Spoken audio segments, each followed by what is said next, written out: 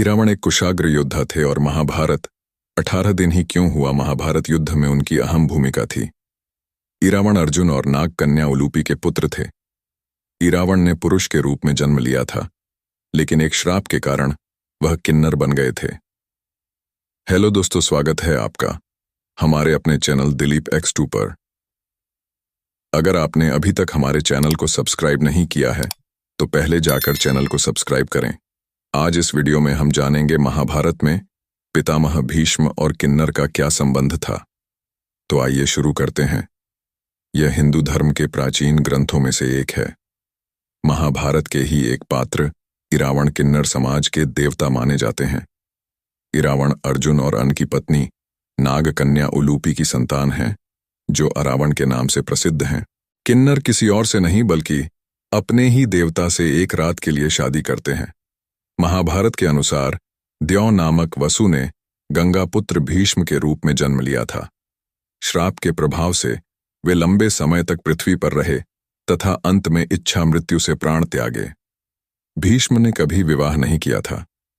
भीष्म ने अपने पिता का विवाह सत्यवती से कराने के लिए गंगा पुत्र ने अपनी माता गंगा के सामने ही आजीवन अविवाहित रहने की धृतिज्ञा की थी।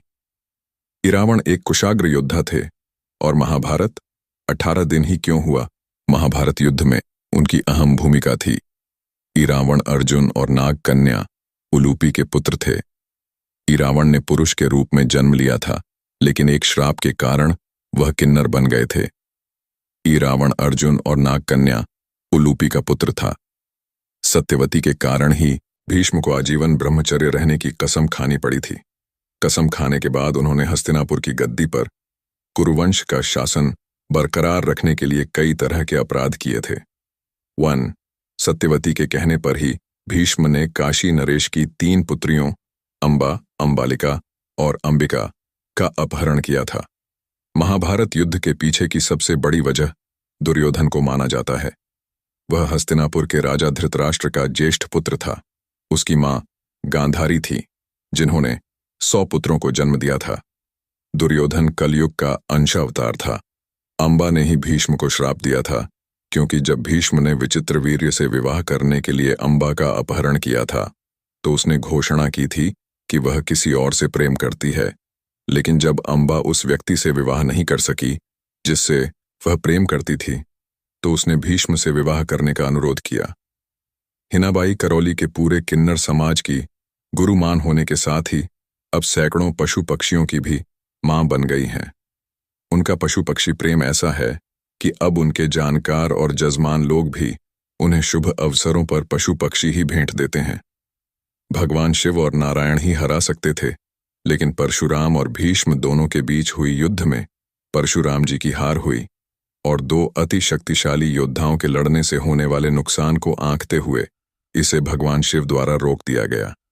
लोग तो यहां तक कहते हैं कि उनकी हाइट 70 फीट थी। पौराणिक कथा के अनुसार भीष्म पितामह राजा शांतनु और देवी गंगा के पुत्र थे। उनके जन्म के बाद देवी गंगा ने उन्हें देवव्रत नाम दिया गया था। देवव्रत ने महर्षि परशुराम से शास्त्र विद्या प्राप्त की, जिसके बाद देवी गंगा देवव्रत के उनके पिता राजा शांतनु के पास ले गई थीं। भीष्म का मूल नाम देवव्रत था। वह पितृभक्त थे, इसके साथ ही वह गुरुभक्त भी थे। परशुराम जी उनके गुरु थे। अगर यह वीडियो आपको पसंद आई हो तो लाइक, कमेंट और सब्सक्राइब जरूर करें। मिलते हैं अगले इसी तरह की रहस्यमय वीडियोस में। मैं आपका दोस्त दिलीप सुथार।